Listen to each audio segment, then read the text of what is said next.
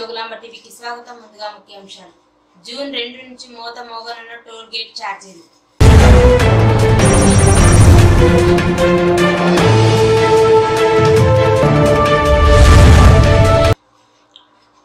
దొడ్లు వడ్లకు 500 bonus లేదనడం దారుణం. హరీష్ రావు.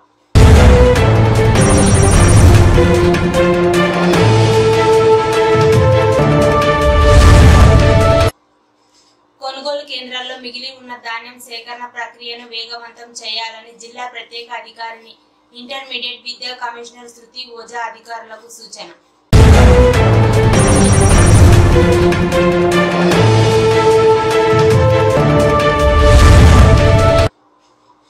భూ తగాదాలు, కుటుంబ కలహాలతో పురుగుల మందు తాగి తల్లి కూతురు ఆత్మహత్య.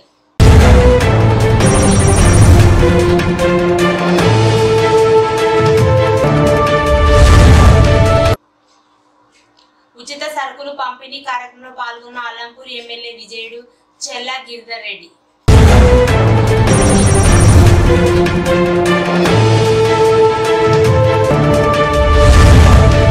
రాష్ట్రంలో 3 రోజులు వర్షాలు, ఎల్లో అలర్ట్ జారీ చేసిన ఐఎండీ.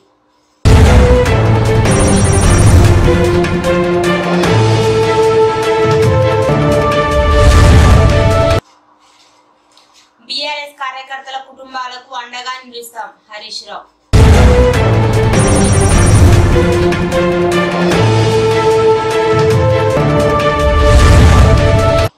సిద్దిపేట జిల్లాలో భారీగా రేషన్ బియ్యం పట్టివేత.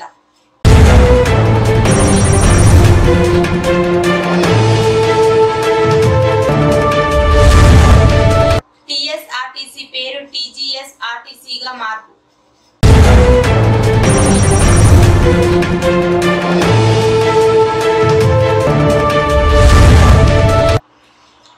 జూన్ 2న కేసీఆర్ ను ఆహ్వానించనున్న రేవంత్ రెడ్డి సర్కార్.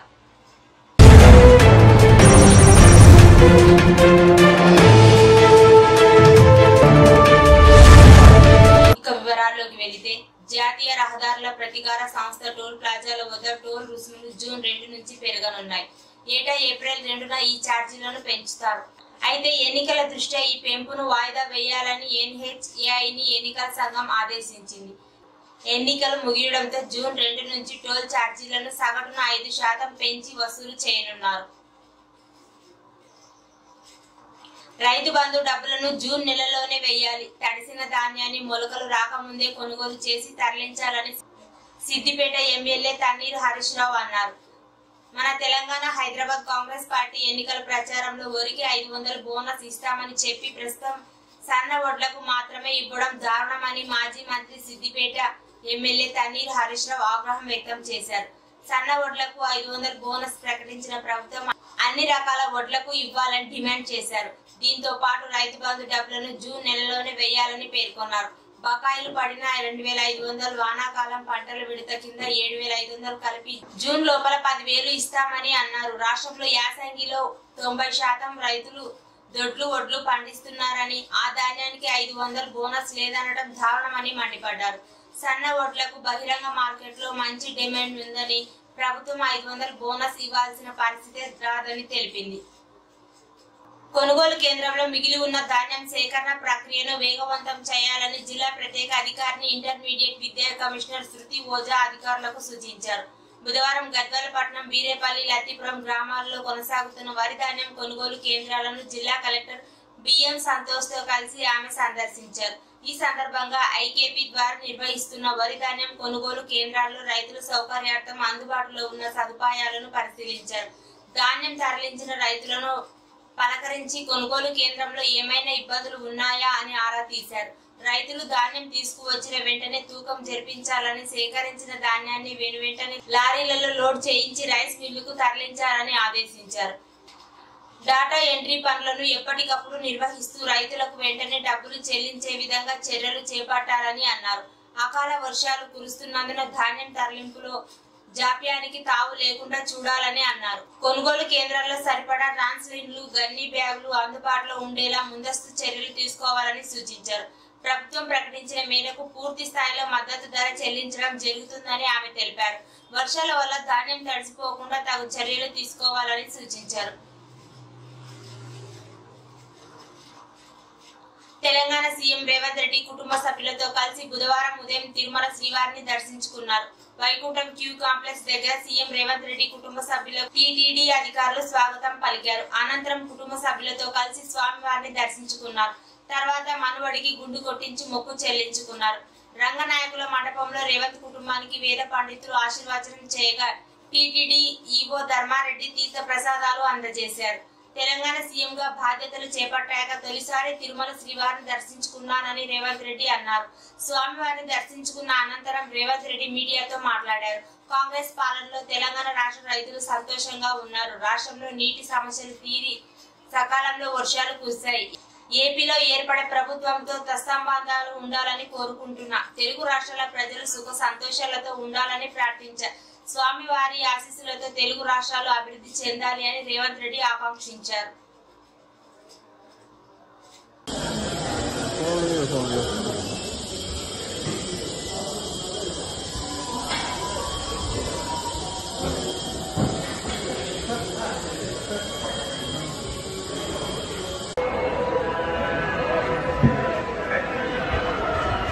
Sir CM sir sir sir sir sir sir sir sir CM sir sir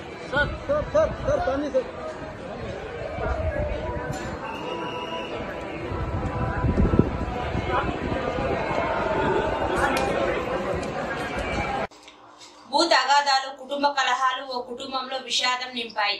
ఈ ఘటన జోగులాంబ గద్వాల జిల్లా మానవపాడు మండల పరిధిలోని ఏ బూడిదపాడు గ్రామంలో చోటు చేసుకుంది. స్థానికులు తెలిపిన వివరాల ప్రకారం ఏ బూడిదపాడు గ్రామానికి చెందిన మాల నరసింహులు తన భార్య వరలక్ష్మి, కూతురు అనురాధ భూ తగాదాలు, కుటుంబ కలహాల నేపథ్యంలో మంగళవారం సాయంత్రం 6 గంటల సమయంలో ఇంట్లో పురుగుల మందు తాగారు. ఈ ఘటనలో వరలక్ష్మి, అనురాధ పరిస్థితి విషమించడంతో హుటాహుటిగా కర్నూలు ప్రభుత్వ ఆసుపత్రికి తరలించారు.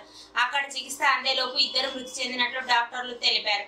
మాల నరసింహులు మాత్రం ఆత్మహత్య చేసుకోవాలని భావించిన పురుగుల మందు తాగడానికి భయపడ్డాడు. అయితే తన కళ్ళ ముందే భార్య, కూతురు చనిపోవడంతో కుప్పకూలిపోయాడు.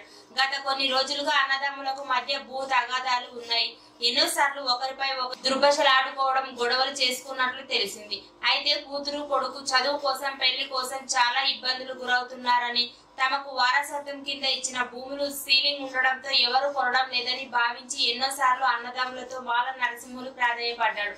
తన కుటుంబానికి ఎవరు సహకరించడం లేదని భావించి మంగళవారం కుటుంబ సభ్యులు చనిపోవాలని పురుగుల మందు సేవించినట్లు స్థానికులు తెలిపారు. ఘటనలో తల్లి, కూతురు మృతి చెందారు. కొడుకు హైదరాబాద్ లో చదువుకుంటున్నట్లు తెలిసింది. ఘటనతో గ్రామంలో విషాద ఛాయలు అమ్ముకున్నాయి.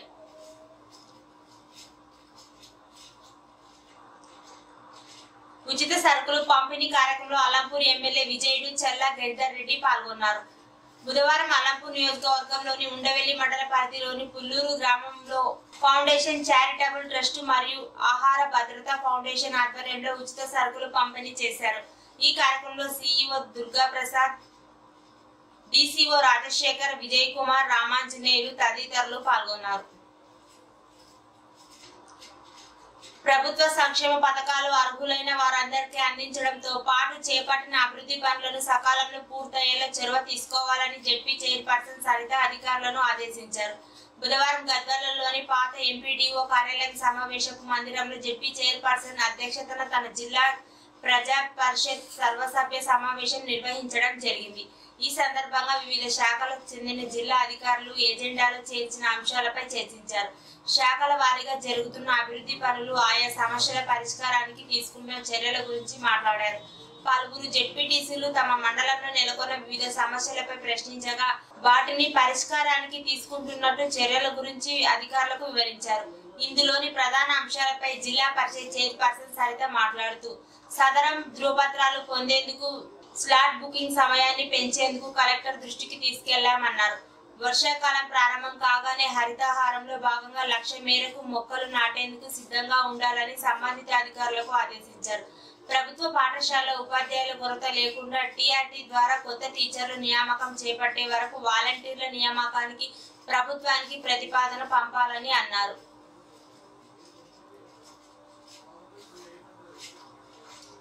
జిల్లాలోని ఆర్టీసీ ప్రయాణ ప్రాంగణం ప్రజలకు తీవ్ర అసౌకర్యాన్ని కలిగిస్తున్నది.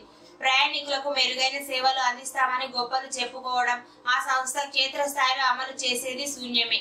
వేసవికాలం ముంచుకొస్తున్న జిల్లాలోని ఆర్టీసీ ప్రాంగణం కనీసం నాణ్యమైన తాగునీరు, చల్లని నీరు, గాలి అదే పరిస్థితి కనబడడం లేదు. కనీసం దూర ప్రాంతాల నుండి వచ్చిన ప్రయాణికులకు సేద తీరడానికి కనీసం ఫ్యాన్లు కూడా తిరగని పరిస్థితి. ఆర్టీసీ బస్టాండ్ లోనే కనీస సౌకర్యాలు కరువయ్యాయని ప్రయాణికులు వాపోతున్నారు.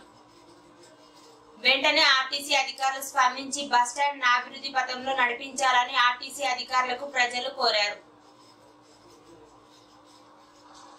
తెలంగాణలో మరో 3 రోజులు తేలికపాటి నుంచి మోస్తారు వర్షాలు కురిసే అవకాశం ఉందని హైదరాబాద్ వాతావరణ కేంద్రం తెలిపింది.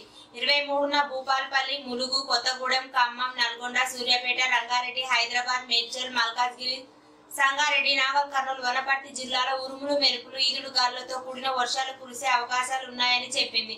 24న జయశంకర్, భూపాలపల్లి, ములుగు, కొత్తగూడెం, ఖమ్మం, నల్గొండ, సూర్యాపేట, మహబూబాబాద్, భువనగిరి, రంగారెడ్డి, హైదరాబాద్, మేడ్చల్, మల్కాజ్గిరి, వికారాబాద్, సంగారెడ్డి, మెదక్, మహబూబ్ నగర్, నాగర్ కర్నూలు, వనపర్తి, నారాయణపేట్, జోగులాంబ, గద్వాల జిల్లాలో వర్షాలు కురిసే అవకాశాలు ఉన్నాయని పేర్కొంది.